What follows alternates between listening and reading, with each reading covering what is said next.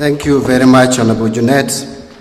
Our party leader, the Right Honorable Raila Odinga, the chairman of the party, other party leaders present, members of parliament, parliamentary group of the Orange Party, ladies and gentlemen, it's good I came early to know that I should not add all protocols observed. After saying ladies and gentlemen, good afternoon. Baba, it's really refreshing to be here once more, standing from this side. I was so used to being part of the PG, at one point leading the team for 5 years, courtesy of your generosity. And I am also very proud that for the 20 years that ODM is going to celebrate its existence, I have been chair for 50% of that period. 1st November 2014 to 6th of July 2024. So Baba, thank you very much for granting me that opportunity and the entire membership of ODM. I know that time is running up and where we are, we now need to go for a lunch, and Baba has not spoken. And sometimes numbers and figures can really be boring, especially at this time. So I will really be careful and use my political experience to make this engagement a bit interesting and summarize issues so that I don't go into the details of numbers which may make you tire up. But Millie asked me to talk something, or mention something about rapid response team that we had in the 10th Parliament. I remember when we came in, it was a grand coalition government. And that time, at one point, things were okay. But then later, as we were progressing, we started losing some of our membership out of the political atmosphere or environment then. When the deputy party leader, Musalia, started indicating that he was forming his party. And then, of course, the other deputy party leader, William Ruto, also had started drifting away. And so we found ourselves in a very complicated situation, given that we were sharing that government where our the prime minister was actually our party leader.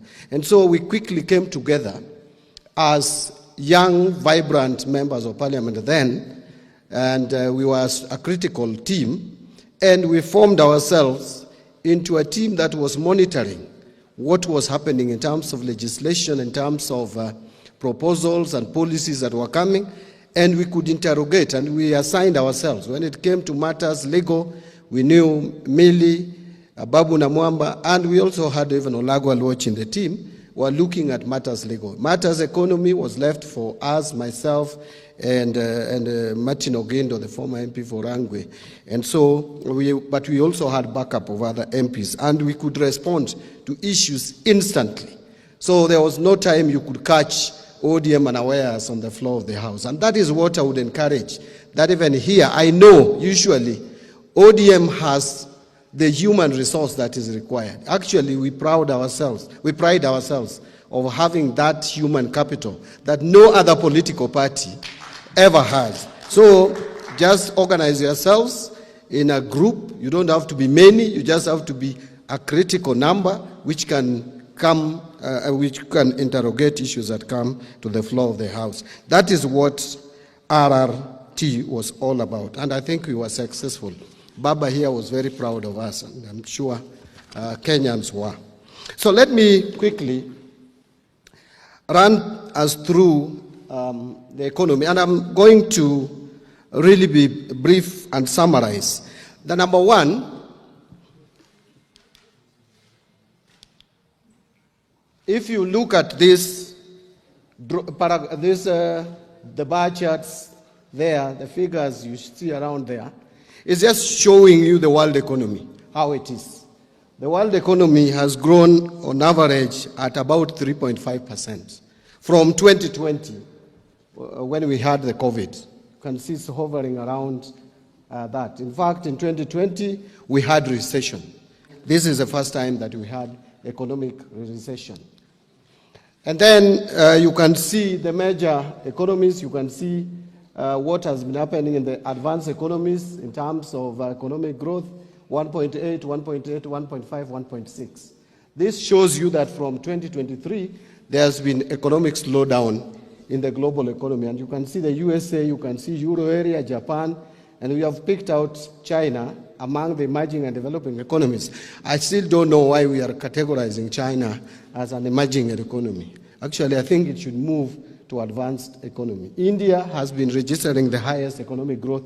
When you come to Africa, you can see the average growth is 3.644, then we project 4.4% and 4.3%. South Africa, which is the leading African economy in terms of size, you can see the economic growth. Nigeria, which is also up there as number 3 in terms of size, is 2.9, 3.4, 3.4, 3.2.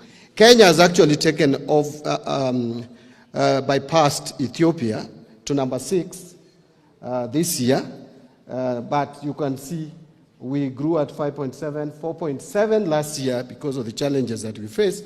We are projecting an economic growth of about 4.8 to 4.9% this year, and then next year we project to grow at 4.9 conservatively.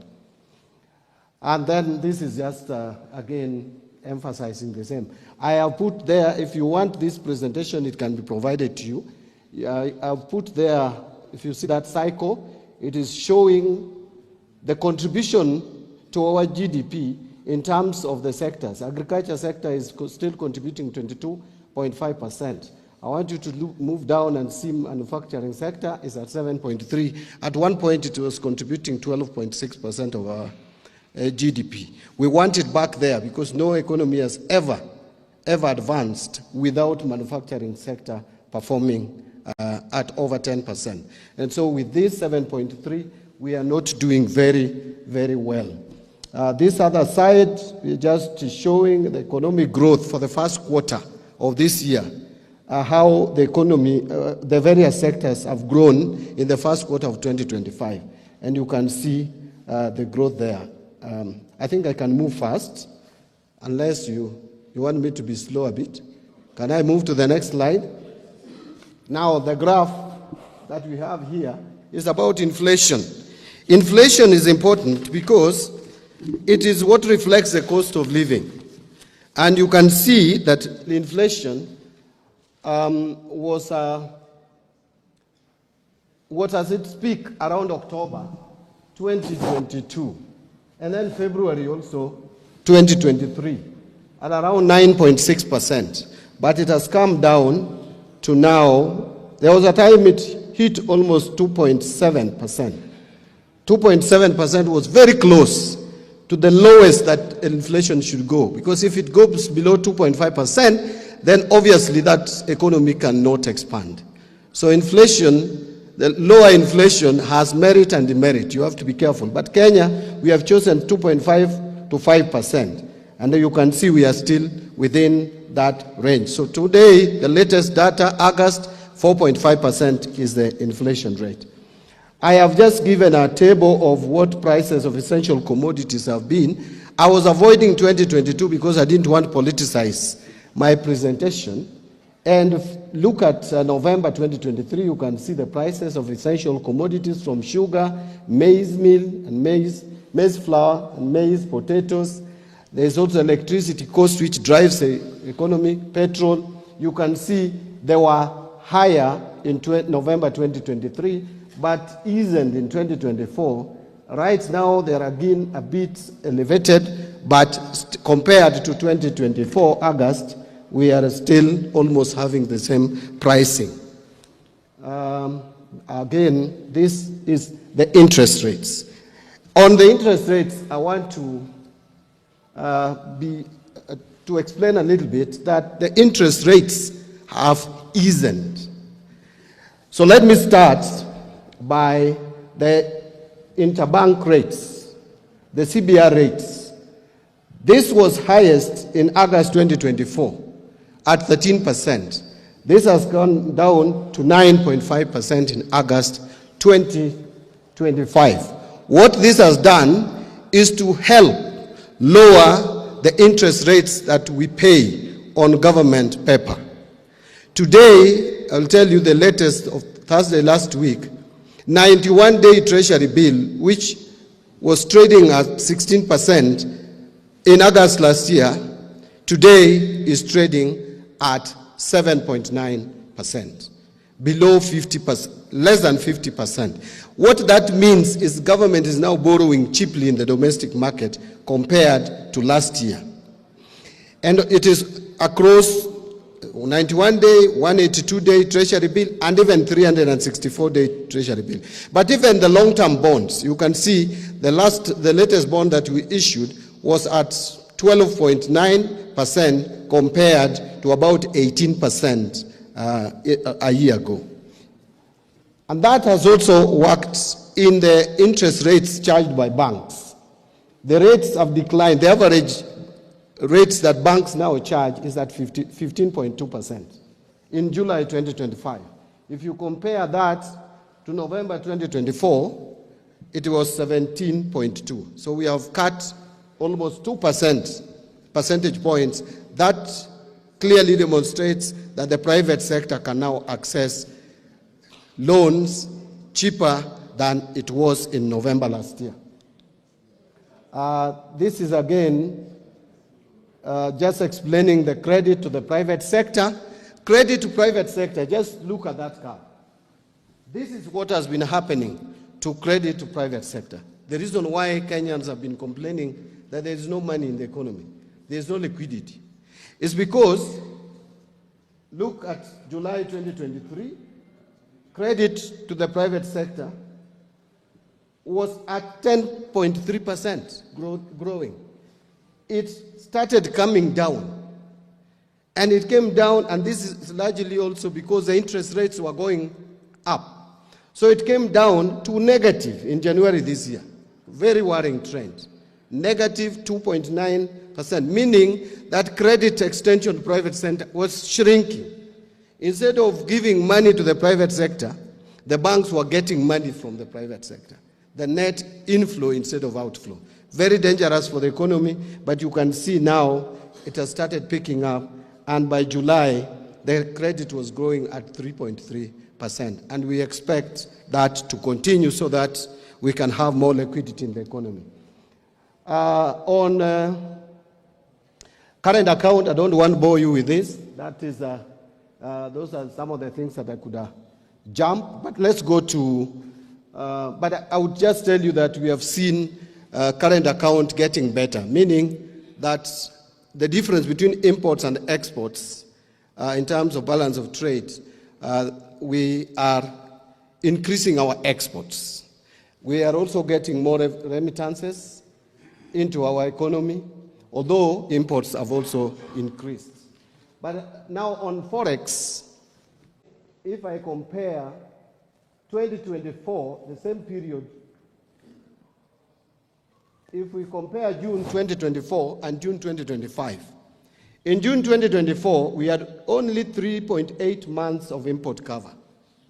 The minimum should be 4 months, but we had 3.8. But the worst is 2022, we were only at 2.3% of import cover, 2.3 times of import cover. Today, we have 11.9 billion US dollars as reserves, which is 5.2 months of import cover, giving us one of the reasons why there is confidence level in the economy from the external players. Exchange rate, again, the shilling was at 160 to the dollar in January 2024. Today, it is averaging 129.3%. Again, this is because of the healthy foreign exchange reserves that we have, managing our liabilities so that there is no threat. In fact, the reason why the shilling almost lost ground is because last year, there was a Eurobond that was maturing in June of $2 billion, and the government had not indicated a strategy of managing that liability. And so, clearly, IMF had predicted that Kenya was going to default. In fact, there were the 6 countries in Africa which were flagged out for possible default: Ghana, Ethiopia, Chad, Mozambique, and Angola. Only Kenya survived. The other 5 defaulted, and the consequences are really dire. Now, I want to show you something here that will interest you. This is the capital market. If you want to know the investor confidence in the economy, you don't listen to what people say, but you get the statistics of what is happening in our capital markets. You can see from August 2020 how the NSE index was. It was worse around November 2023, 2024, coming to 2024 August. Then it has picked up. From August, we are recording almost the best performance of our Nairobi Securities Exchange. What that means is that investors have more confidence in our economy now and investing in the economy. These are the statistics you can go and get. And I'm happy, in fact, we were talking about ODM here, and Junet Amanda is minority leader. We were talking about ODM here, and we came into government here to help. So you can see from August 2024, it's going up. That is the investor confidence. Again, this is net foreign purchases. You can see August of this year has recorded the highest ever net foreign investment in Kenya. August of this year. So it means if we maintain the tempo, then we are going to get a lot of FDIs, foreign direct investment in Kenya. Now, I want to move quickly. I want to pass the budget performance. That one I can engage members of parliament later on how 2024-25 performed. But you have this information. I can send it to you. These are risks. Again, we have a number of risks. We have what may affect our strategy to manage the economy. Now, I want you to look at this table. This table, I'm very deliberate about it. Why? I want to tell you that we are still not out of the woods yet. And you can see from, now this is, no, this is not the table I want you to look at. I will come to it. This, I was just showing, this table, sorry, the table that I've just passed. Anyway, I'll not go back to it. Oh, it is back. This table is just showing you the aggregate numbers of our budget for this year compared to last year. And the deficit is at 4.7%. The table I wanted to show you will come later. I have just demonstrated in terms of sectors. Look at what the percentage of our budget education is taking, 27.6%. But it is still not enough. Capitation is not enough. So it means we have to find ways of making sure we get more resources to finance critical areas. You can see 27% going to education. The second one is public administration and internal relations at 12%. No, there is 21% for energy infrastructure and ICT, and then you can see the others there. These are just numbers. Let me pass the numbers. Let me just go through these numbers. You have them, members of parliament.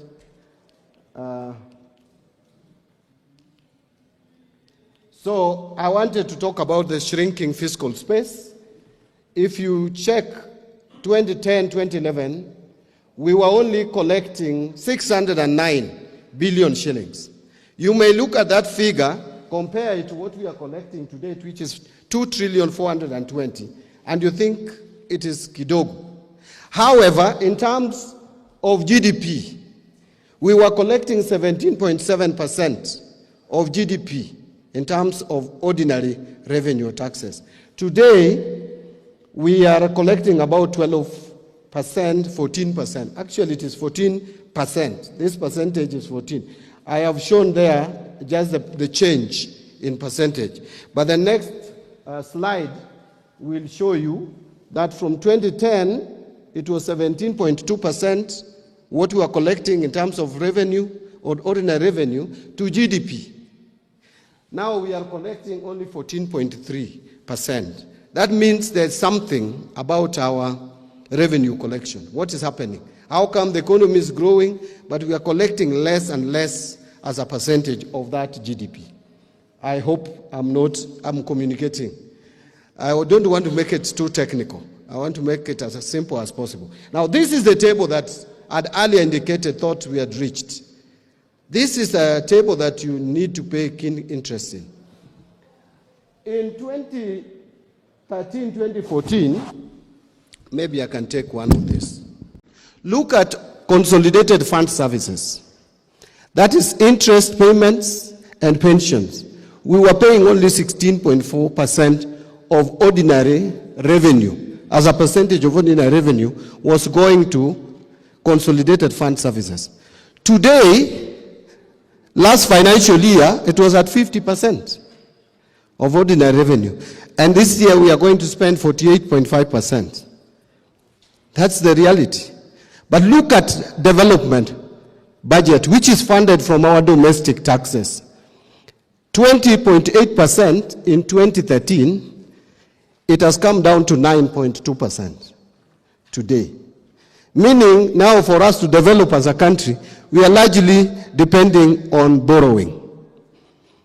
We are not funding our budget, our development budget from our domestic revenue. And that is not healthy. Over-reliance on external financing for development of a country is dangerous. So we must do something to reverse this trend. You can see how it has been, the development budget going down, coming down to 8.8 last year. You can use the excuse of what happened last year, but the trend is not very different, even the previous year and this year. So we must reverse that trend. Something else, recurrent expenditure, no much change. You can see recurrent is not growing so much, although the county equitable share, that is going, the ordinary revenue that is going to counties is shrinking as a percentage. And as a party that stands for devolution, that is also something that should worry us. We were spending 20% in 2013, and are now spending less than 15% of ordinary revenue to support our county government. I hope I'm communicating. Yes.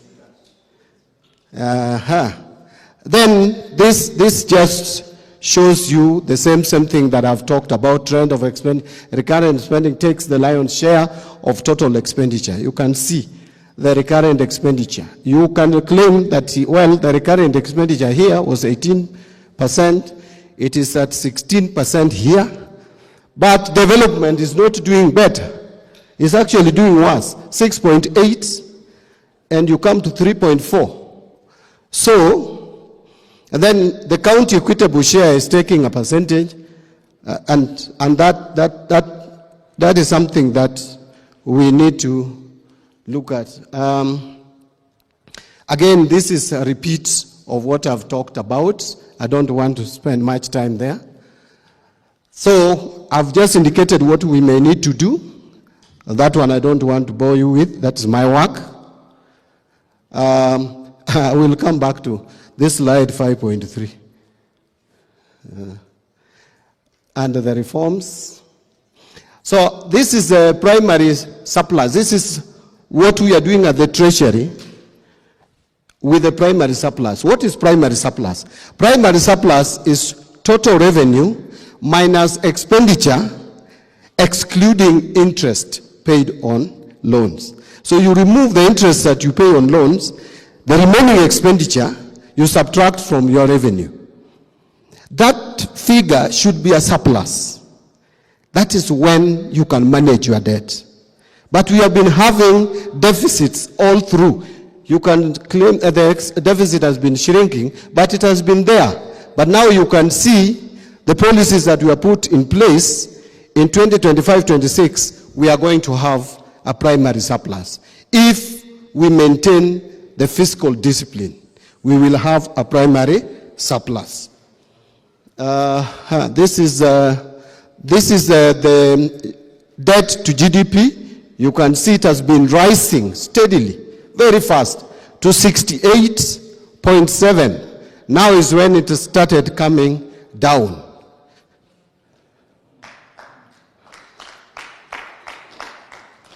I want to say something about this table, then I combine it with the next one. You can see this is debt maturity or redemption profile. Look at where we are. In fact, just allow me to quickly move there so that I can explain something.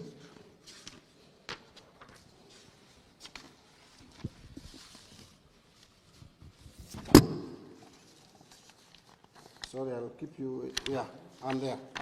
So, you know we have different debts. If you want to manage debts, you have to first profile the debts and see the most expensive, and those are the ones you start with. Now, we have 4 categories of debts.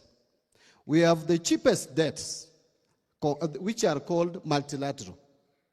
Those are the cheapest. Then we have bilateral debts. Then we have international sovereign bond. And then we have commercial bank debts. This is only external debt. Now, this is maturity. These are debts that we must pay in these years.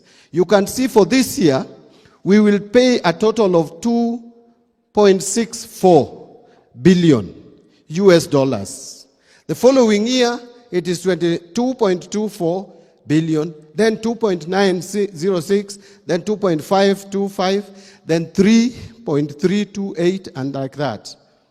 Now, this year, if I can put a ceiling here, 2030, 2031, and 2027, 28, there is something that happened here. The COVID. This is COVID period loans. We took loan here, especially from the multilaterals. And those loans were short-term loans, but they were soft loans with no interest, but they are now coming for maturity. They have to be paid. So this is what is happening here. Whoever will lead this country around this time must be aware of this challenge, including ODM. You must be aware of this challenge. Now, here, so multilaterals this year, this financial year, we are paying $609 million. Bilateral, we are paying 871. International sovereign bond, 107. Commercial bank, we are paying 1 billion. In terms of shillings, this year, we are paying 343 billion. That is this figure here. But I am happy for 2 things, which we have done since I went into office. Number 1, if you look at this international sovereign bond of 107, it would have been 300 if we did not manage that liability by spreading it out. So we reduced that. But we targeted commercial debts because they are the most expensive.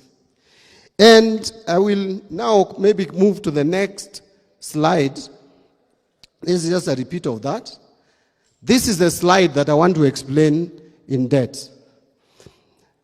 If you look at the commercial bank, you can see the figures are coming to 1,053,000,000 US dollars for this year.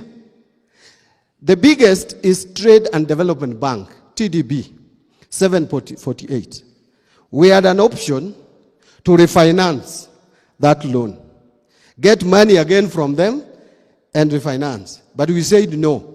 Why? Because the interest rate on this loan is 11%. And it can go up depending on the interest rates in the US, the Fed interest rates, because it is pegged on that. So we made a decision this month, and we have paid 600 million of this. We have already paid. We are only remaining with 148.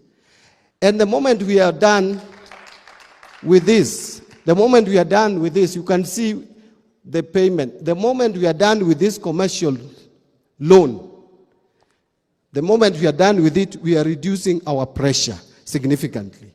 Number two, we have managed the liability here. You can see how much we are paying on you. This is the Eurobond, if you like. This one. You can see in 2027, 2028 May, we have to pay $1,000 of Eurobond. And then the following year, 500. So what we are doing right now is because the bond yields have come down in the market, and the Kenyan rating has gone up. The yield have come down from over 10% to 8.5. We have decided to liability manage this amount.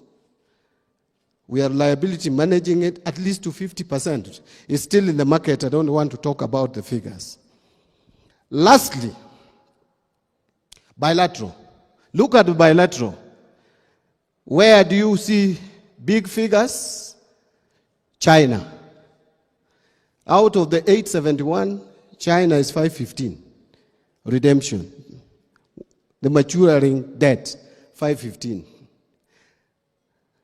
The next one is US, 123. In fact, US, we are almost clearing with them. After paying their debt for this year, we are done. Now for China, the 515, we have managed to work on a program of conversion. We are working with them on conversion of that debt, and it's working very well. I want to leave it there. It's working very well and saving us close to 28 billion shillings per year. So, in summary, we have a strategy to manage public debt. Our relationship with the IMF, we are starting or getting into another program soon, which now we are going to negotiate, and the conditions we are going to discuss with them so that those conditions are not harmful to the general public, because again, it would be counterproductive. Moody's rating, Fitch rating, S&P, we have gone up in the rating, and that is because, simple, 1, diaspora remittances have been healthy. 3, our exports have been going up. 2, number 3 is the liability management. And you saw in the S&P rating, they said very clearly that our successful liability management for early this year worked well for Kenya. And that has received a better rating. Now, in conclusion, allow me to just say a few things. As we do all this, for us to be able to manage our debt, public debt very well, there are a few options for financing budget. Option number 1 is raise taxes. That option is not now available for us. We can only improve efficiency of KRA, but we can't raise taxes. Number 2, debt, borrow. That option is also not available. The third option is go for non-debt revenue. We are going for privatization. The good thing with privatization is that it does not take money away from private sector as taxes would do. Instead, it makes the private sector vibrant. I know people have talked about Kenya Pipeline, that if we sell 65%, we have been getting a lot of revenue from pipeline. We are getting about 3 billion. If you privatize it, the profit of KPC may even triple. May even triple. If you look at the expenditure, that KPC in cars, they are making revenue of 30 billion, but with only interest of about 4-5 billion. The rest is expenditure. That can be reduced and you make more profit. So even with 35%, you can still get 3 billion or even more. But again, you will have got money, you will have received money, which money would help you support your budget and will help you run your program. So I would request you that privatization, and there is a bill, I will come before Parliament and defend that privatization bill. It is good. It's a good bill. I will discuss it with you. The other one is securitization. I don't have time to discuss that. It's also an option for us. It is selling asset. It is not taking fresh loan. Finally, on reforms, treasury single account is very important because at the moment, people request for money. Then they go and create, you request for 100 million to pay for various services. Then you put it in the current account and use it as you wish. In the process, you find some requisitions are made to pay our party leader, for example, his business, if he supplies or he does business with government. But that money ends up with Junet. Treasury single account, the system we are bringing, if you requisition the invoice, you will pay only the invoice requisitioned. And that one we have already implemented. It's going to take effect. On the controversial one, e-procurement. I don't know what was said here before I came, and that is where I'm going to end, Baba. On e-procurement, without pretending, we all know what is happening in this country. If you don't know who knows who, you can't get business in government. It is difficult because of manipulation. You complete your tender documents very well, you present them, tender is opened, then later on, you realize someone, because you have quoted low, and I want Governor Gladys Wanga to win the tender, what I do is just to plug the documents of Millie. I plug tax compliance, take it away, and you lose it. So what we are saying is have the budget uploaded in the e-procurement platform. Then, annual procurement plan is also uploaded there. And many, forget about the noise outside, many procuring entities have already uploaded their annual procurement plan. It will surprise you that today, if you use your phone, you can access annual procurement plan of State House. Something that had never happened before. No one knew what is being bought at State House or anything. After that, with the procurement plan, advertisement will be done in the system. So anybody can see. I've had people saying, but people who are working in remote areas, what of presently? How are they knowing that there is an advertisement somewhere? Those challenges can be dealt with, but let us onboard this system. Then, once you supply documents online, everybody will see. Evaluation will also be done online, and they will be seen. And as I conclude, the most interesting part of this system is that even payment, ile maneno ya kusema that you had already done business with the government, lakini hujalipwa, will be reduced to minimum. Because no one will allow anything that was not in the annual procurement plan to be paid for. So payment is also going to be integrated with the procurement system. And then we have a working system. Every system will have challenges. So we will be dealing with those challenges as they come, including the challenges of NGCDF, which probably you want local people to get business. It is true. We have factored in that in the system. A percentage must go to locals. We have factored in persons living with a disability, women and children. If your budget does not have 30% reserved for that, it will not be accepted in the system. So all those have been taken care of. And the other challenges, I've been told to implement it gradually. We will discuss some of those challenges. But by the end of the day, a system like this, if you allow people to decide when to implement it, you will never implement it. Otherwise, colleagues, thank you very much for giving me opportunity to make this presentation. I want to tell you that as you sent us into this government, we are doing something. Or at least I know at the Treasury, we are putting efforts to make sure that things are better. You remember, this is the first time, Junet, allow me to say this. Because, you see, my concern is that if you send your experts to government and something positive comes out, you should be the first one to say it. Isn't it? If for the first time since 2013, we have transferred all the money to the counties, all the share of revenue, it's something. It's positive. It is supporting devolution. That is what we have been fighting for. And GCDF, we transferred all the money, including arrears, to the constituencies. And Baba, I have provided for 58.8 billion to the NGCDF for this year again. And we will start releasing the money from October. Every month we will be doing 7 billion.